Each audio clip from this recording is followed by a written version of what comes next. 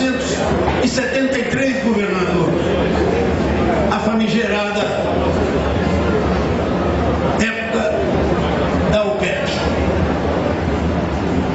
Em uma semana o petróleo passa de 3 dólares o barril para 11 dólares, 15, 19, 30 e assim sucessivamente, ultrapassando os 100 dólares. O Brasil, naquela época, importava 80% do petróleo que consumia. Não é fácil de você imaginar que um país já sacrificado na sua economia, que tinha exatamente nos produtos tropicais o único que era competitivo, inclusive o café, meu caro Silas, de onde tirávamos cerca de 80% de saldo na nossa balança comercial. Era difícil pensar que esse país teria viabilidade. 1974, o seu companheiro jovem que aqui tantas vezes se empoeirou, trabalhando, ouvindo, caminhando e principalmente aprendendo com vocês, é chamado para o ministério. Não fazem ideia da decepção que eu tinha quando, com a cabeça cheia, saindo da minha universidade, que eu tinha certeza que os sonhos que eu ali vivi seriam sonhos realizados. Queria mostrar que eu fui para sacudir o país. Era impossível, governador. A única coisa que a mídia queria era quando o Brasil ia quebrar. Coisa fácil de se fazer a conta. O nosso déficit público já era mais de 1/3 da conta café.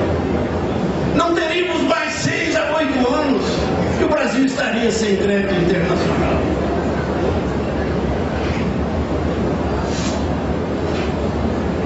Tenho de ser franco com os senhores. O que vale uma decisão governamental? O que vale um plano estratégico? Não houve sonegação. Silas conhece bem disso. O país estava endividado e com risco de perder a sua credibilidade. Mas tomou-se uma decisão. Se não somos capazes, com a tecnologia que temos, de descobrir petróleo em pouco tempo, se não temos como mudar um modelo industrial, no mínimo em 15 anos, como vamos fazer? Só sobrava uma única alternativa: ou desenvolver esta agricultura tropical que nós não conhecíamos, ou estaríamos falindo. Quero dizer sinceramente que fomos convocados por uma missão quase impossível, mas foram os exemplos daqui de Minas Gerais, senhor governador, que nos estimularam a aceitar aquele desafio, aquele programa de cerrado iniciado nesta região. No primeiro ano, lá no Triângulo Mineiro, e depois para aqui se espalhou, nos dava a certeza de que nós não estávamos sonhando com o impossível.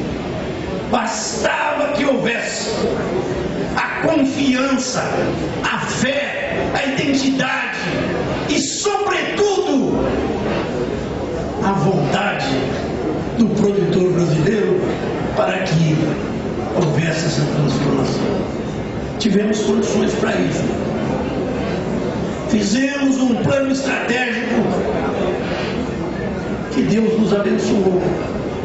Acreditamos sim que o Brasil tinha condições, mas tinha sobretudo de fazer com que isso se realizasse através do conhecimento, a pesquisa, a inovação, a nossa capacidade de buscar alternativas para produzir em terras tropicais. Era a base de todo o nosso projeto. A criação da Embrapa foi apenas uma consequência. Embrapa que está aí hoje, precisando de socorro.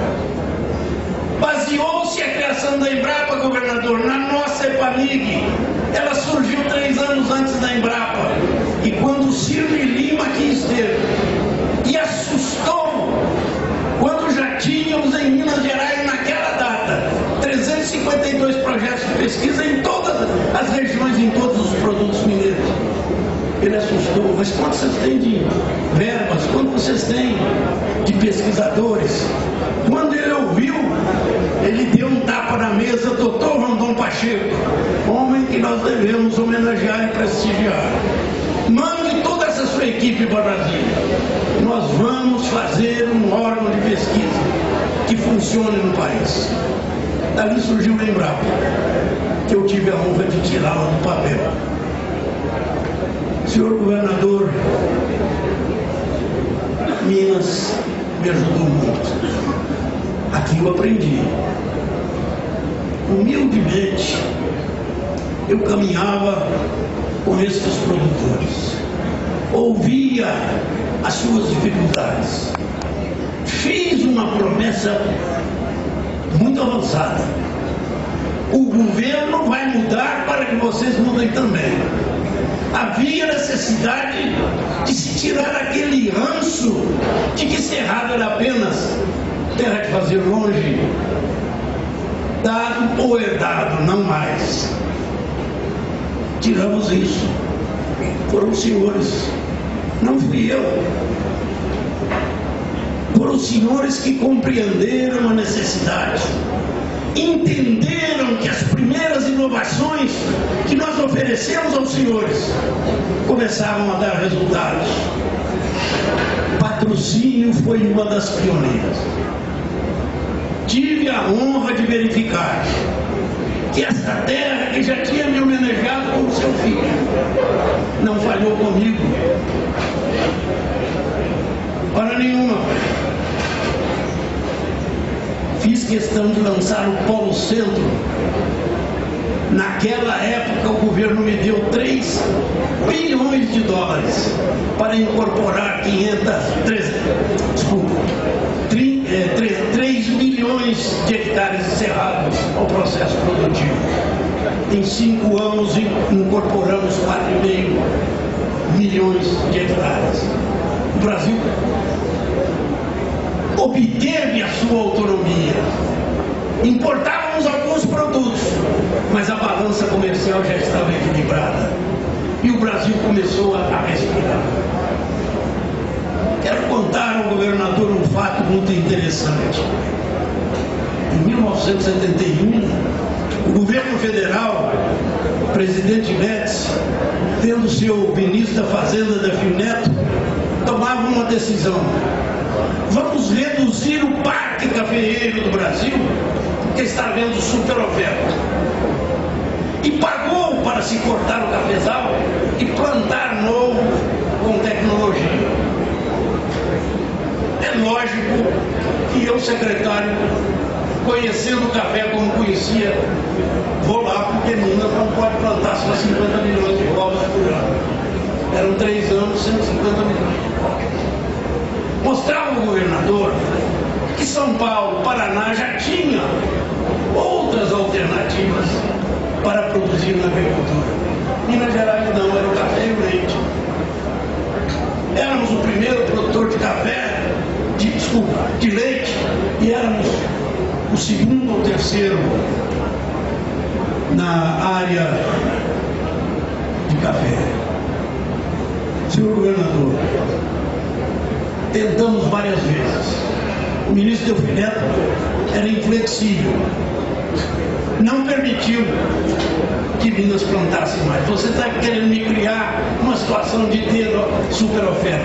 Eu falei, não, os outros estados já têm alternativas e Minas não tem. Lá o café com leite vai salvar a economia brasileira. Quero informar: o governador Rondon Pacheco, vendo que nós não teríamos apoio federal, tomou uma iniciativa, botou a Caixa Econômica Federal a financiar os plantadores de café. E nós fizemos verdadeiras campanhas de depósito na Caixa para que o mineiro pudesse ter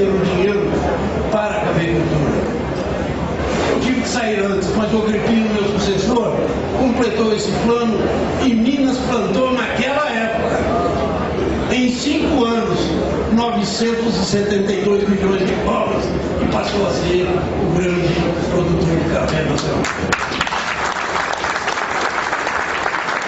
Não podemos perder essa hegemonia.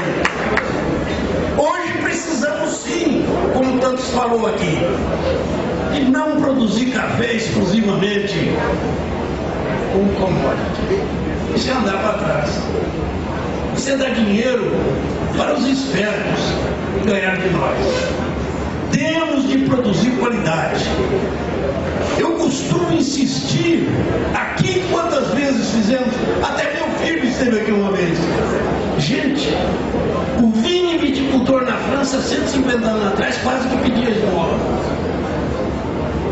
Verificou que o vinho não podia ser vendido em tonéis, como estava sendo vendido.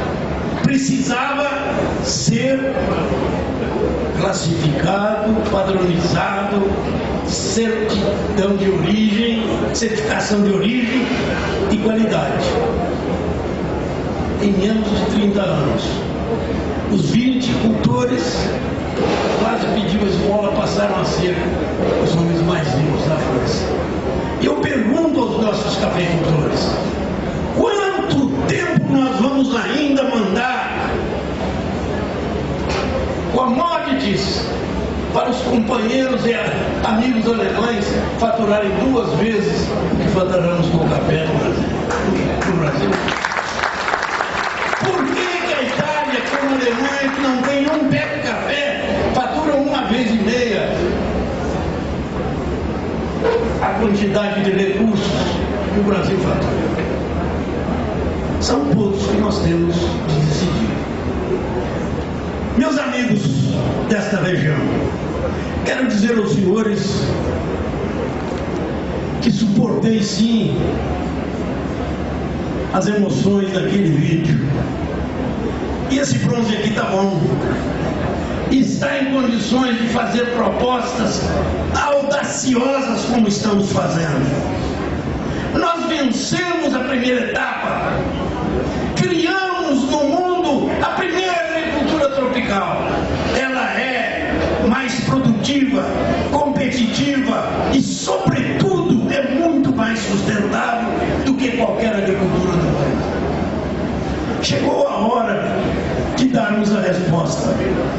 Este mundo vai ter em 2050 9,7 bilhões de pessoas, onde espera que haja um relativo equilíbrio no crescimento demográfico. Mas não há alimentos para essa quantidade de gente. O chamado mundo tradicional, que produz alimentos, o mundo temperado, não tem capacidade de crescer nem 10% mais. Portanto, cabe a esta agricultura, que não eu, os senhores foram que criaram, agricultura tropical sustentável, a única capaz de dar o suporte alimentar a essas populações gigantescas que estão adquirindo renda e vão querer comer melhor. Não é engano que a FAO nos pede. Ela nos pede que nós, brasileiros, somos responsáveis na nova demanda de alimentos do mundo por 41% de toda essa demanda. Isso não é 41% sobre a safra brasileira, não. É mais do que dobrar. É 2,5 vezes a nossa atual safra. E eu pergunto, isso é possível? Governador, é perfeitamente possível. A tecnologia que já dispomos. As 2 safras, quando ganhei o prêmio World Food Prize, eu fiz um desafio naquela sessão. O Brasil vai produzir 2 safras, ninguém acredita. Eu falei, vocês esperam que eu vou vir aqui todo ano, eu sou obrigado a vir, e eu vou contar para vocês. 6 anos depois, a 2ª safra já era a grande safra nacional e já estava abastecendo o mundo. Eu agora, para picar, governador, estou indo lá agora, dia 16 e 17 estarei lá no Summit, na Arnambolo, em Iowa. Vou levar um recado. Segurem, porque vem aí a terceira safra brasileira. Agora eu serei respeitado. Sabe qual é? A da irrigação. Nós vamos produzir nesta mesma área, com os mesmos homens, com as mesmas máquinas, com a mesma infraestrutura, 3 vezes mais. É o que o mundo precisa. O Brasil, para isso, tem que ter dinheiro. A crise maior vai ser a falta de alimentos no mundo. Eu não tenho dúvida. Governador, estou certo. Nós estamos caminhando para o terceiro salto. O primeiro, eles fizeram muito bem. Esse terceiro salto é o salto da bioeconomia. Esta nossa agricultura está sendo desenvolvida no sentido de que ela é muito mais capaz do que se imaginou. Esses fertilizantes caros, produtos de química que nós importamos, você com um solo que você consiga fazer uma melhor condição microbiológica nesse solo, ele realiza da mesma forma que a grande indústria química. Libera o fósforo, libera o potássio, aumenta o nitrogênio, capta carbono, dá novas condições de vida. Eu disse e insisto que se Deus me der mais 30 anos, eu vou ver esse país não depender de nenhuma gota de novos herbicidas e inseticidas. Isso será feito biologicamente, como já estamos provando. Essa é a agricultura que eu gostaria de estar aqui, vendo esses agricultores fazerem. Essa região é propícia para isso. Vocês são capazes de produzir muito mais recurso natural, verde, para cobrir esses solos e não permitir que haja qualquer perda de bioeconomia que ele pode realizar. Eu acredito muito nisso. Estou trabalhando incessantemente para dar uma nova feição à nossa Embrapa, para revigorar as instituições estaduais, como foram revigoradas na década de 70, com a participação do governo federal, com as nossas universidades, com a iniciativa privada, para que haja uma verdadeira alocação de cérebros que vão fazer abrir as grandes soluções que o mundo está precisando. O Brasil tem condições para isso. Estarei com o presidente da Câmara dentro de 15 dias, para pedir a ele que os nossos deputados tomem conhecimento dessa proposta. Creio, governador, que vocês que têm como Minas Gerais, São Paulo, Paraná, Rio Grande do Sul, Pernambuco, empresas que não podem morrer, estarão presentes nos ajudando. Tenho absoluta certeza que o Brasil sabe o que é capaz e a força que detém. Vamos lutar juntos. Eu não desanimei, não. Estou ainda, não como aquele menino que vocês apresentaram ali, mas com os cabelos brancos, mas ainda cheio de vontade, de ilusão, de poder fazer com vocês o grande primeiro salto, se transformar na agricultura bioeconômica mais competitiva que o mundo tem, terá e que necessita. Meus amigos, muito obrigado pela homenagem. Repito, quem merece são vocês. Espero continuar a gozar da sua confiança,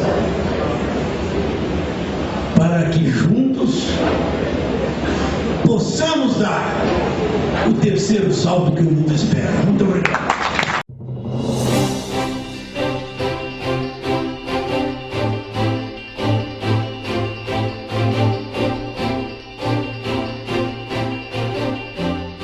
Por que homenageamos uma pessoa?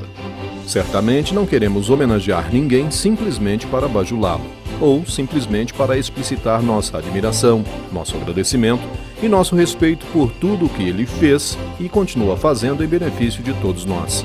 E, neste caso, não somente para todos nós, mas para muitíssimos outros que hoje têm o que comer ao redor de todo o mundo. É claro que o homem que hoje homenageamos muito fez e muito continua fazendo, e é merecedor de toda a nossa admiração, todo o nosso agradecimento e todo o nosso respeito. Homenageamos uma pessoa para dizer a todas as outras pessoas que este é um exemplo a ser seguido, que esta é a vida a ser buscada por todos e por cada um de nós. Para dizer a todos que mesmo quando não consigamos fazer o que ele faz, devemos buscar ser melhores e mais abertos ao saber, ao conhecimento e nos colocarmos a serviço dos outros. Para nós, seus amigos aqui do Cerrado, seria no mínimo injusto homenagear o Alisson sem mencionar e também homenagear a lembrança de seu pai, Antônio Paulinelli de Carvalho, Tonico Paulinelli, que foi o homem que o introduziu no caminho do bem e o ensinou que o trabalho pelo desenvolvimento do Brasil, e em especial da sua agricultura, partindo de qualquer pequenino ponto de seu imenso território, se impunha a todos, não importando os sacrifícios que exigisse. Então, meu amigo, permita-me referenciar e incluir nessa homenagem o engenheiro agrônomo Antônio Paulinelli de Carvalho, formado em Belo Horizonte quando lá ainda havia tal curso. E entre os inúmeros exemplos que ele nos deu deste despreendimento, vale a pena mencionar que em 1948 elegeu-se prefeito municipal de Bambuí e, graças à sua abnegação e visão de futuro, conseguiu lá criar um posto do Ministério da Agricultura. Mas a instalação deste posto exigia que fosse dirigido por um engenheiro agrônomo, que na época não era disponível na região.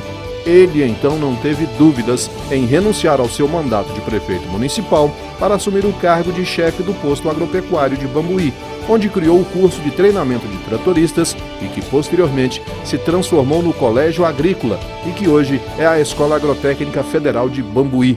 E este foi apenas um pequenino fato na vida do engenheiro agrônomo que aqui reverenciamos.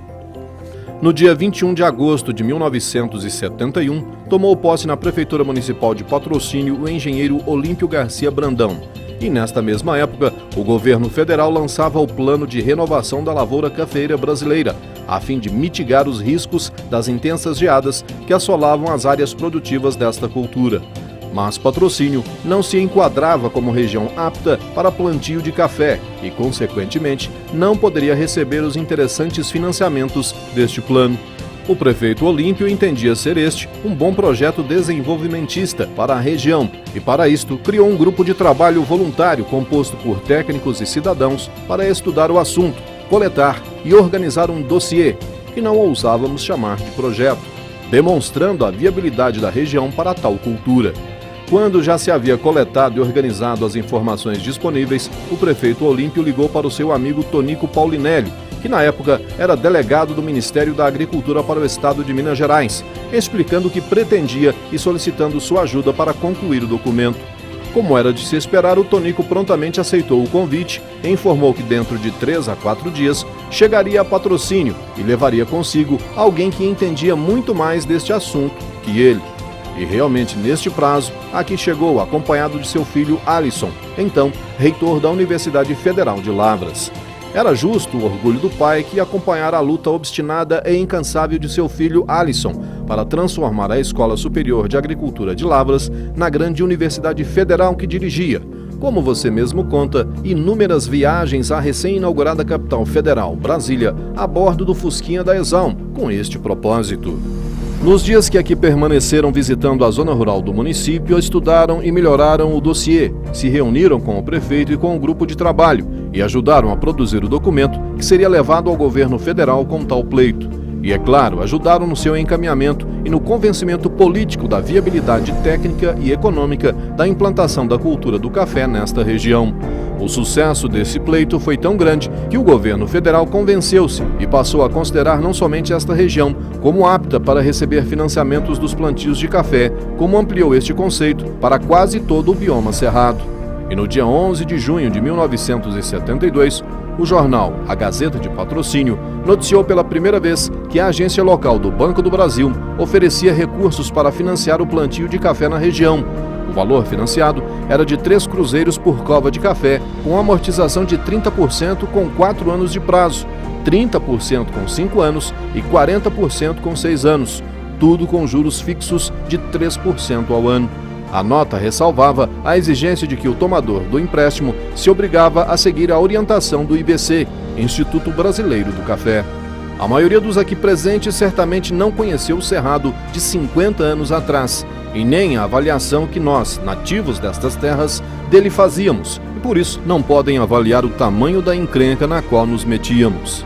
Tornarei minha a precisa descrição que Mário Palmério fez do sertão dessas épocas em Vila dos Confins. O sertão dos Confins é um mundo de chão arenoso e branco. É um mundão largado de não acabar mais. Terra boa mesmo, coisa escassa. Mancha ou outra de maçapé roxo de primeiríssima, e a mataria das vertentes.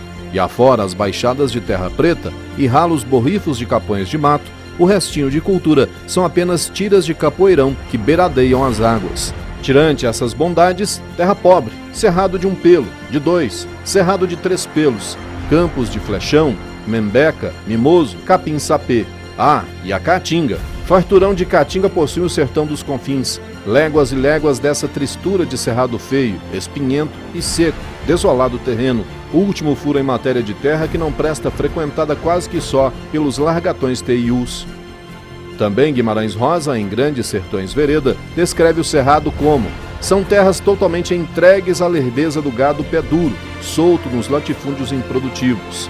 E impressão repugnante de terra amaldiçoada, onde só se pode extrair lenha para carvão. Do nosso amigo Alisson, ouvi uma descrição do Cerrado, jocosa e inteligente, quando diz que o Cerrado é terra de fazer distância. Estas narrativas correspondem à visão que todos fazíamos da nossa região naquela época, principalmente nós próprios, nativos ou habitantes da região naquela época. Possivelmente, a impressão repugnante de terra amaldiçoada de Guimarães Rosa seja muito forte e difícil de aceitar, mas tudo mais era um conceito exato para todos nós. Em 1974, Alisson assumiu o Ministério da Agricultura e deu à Embrapa a fisionomia que tem hoje, ali implantada, a sua trilogia de ensino, pesquisa e extensão. E hoje sabemos que ela foi a grande ferramenta que alavancou a agricultura e a pecuária brasileira para o que ela hoje é. Mas o carinho do Alisson para com a nossa região se revelou por completo quando ele escolheu Patrocínio para, no dia 5 de abril de 1975, daqui lançar o programa Polo Centro, que incorporou o bioma cerrado ao sistema produtivo brasileiro e transformou o Brasil de um grande importador de alimentos para hoje maior exportador mundial líquido de alimentos. E ele quer mais, quando nos recruta para trabalharmos para a segunda onda verde, com a meta muito modesta de dobrar a produção brasileira de grãos. E com certa dose de maldade, nos informa que desta vez não cometeremos os erros que cometemos na primeira onda, que daqui lançou no passado. E logo eu, que estava seguro que um programa com tal extensão e tal sucesso não tinha erro algum. Texto elaborado por Maurício Carvalho Brandão, setembro de 2019.